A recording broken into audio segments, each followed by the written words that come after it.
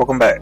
Today we're going to be using the append file sync with Node.js. So basically what we're going to do is use the fs, which was the file system, and also the constant variable we named it. We can name the constant anything, but we just chose fs to represent file system.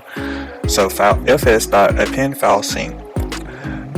Then we just open our parentheses and choose the file we want to append information to. So we're going to actually append the information to the text page.txt, and the content that we're going to change it to is in the next section, well, the next quotations, which in this case it says this test page is appended with Node.js. So let's go ahead and do that now. And if you want the actual text to be spaced between, you leave a space between the quotation and the actual word. As you can see here, it was combined close to each other, so you'll have no spaces.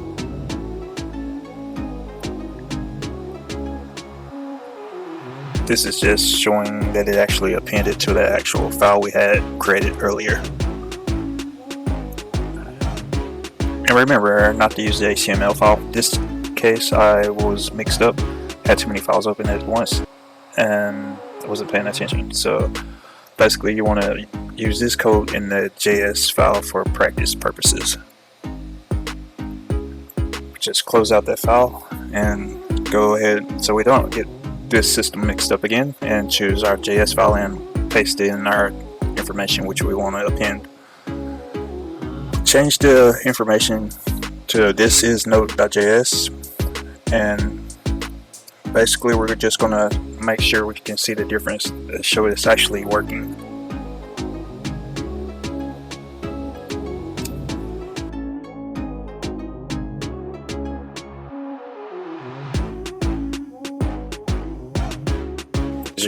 As you can see, it presented itself in the file we created. If you liked the video, subscribe, like, comment, and see you next time.